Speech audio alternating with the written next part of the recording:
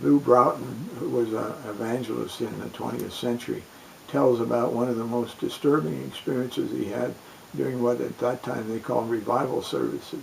It seems that he was preaching a revival, and at the close of the service, as they traditionally did, they gave people an opportunity to come front and to make a decision to change their lives.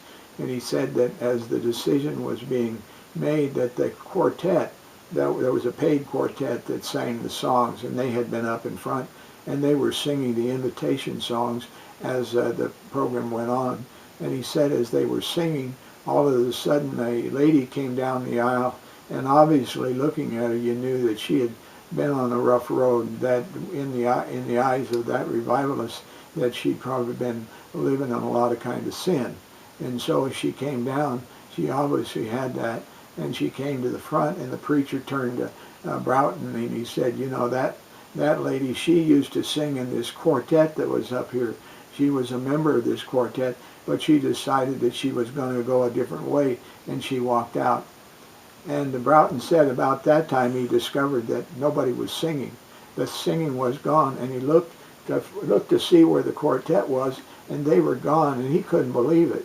He couldn't believe they'd walk out when this lady came down the aisle. And he thought to himself, well, she would never come back to the church if people walk out like that. But then as a little bit of time went by, the side door opened, and in came the four people that were in the quartet. And they walked over to where the lady was kneeling and praying, and they knelt around her, and they prayed with her, and they talked to her, and they encouraged her, and they gave her all kinds of energy to help her turn around. And after they had done all this, when it was all over, they went back to, all five of them went back to a conference room, and they continued to share and be a part of their lives. And Broughton said, you know, that's what life takes sometimes. We can't always do it alone. We need somebody to be there and to assist us.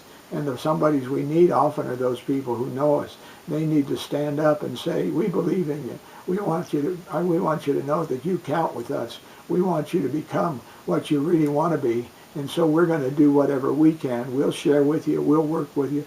We'll do whatever we can so that you'll become the person that you dream to be. Wow. Wouldn't that be good if we could have a chance to do that most every day? I'd like to be that kind of man, and I know you'd like to be that kind of person as well. May the good Lord help us to do that today.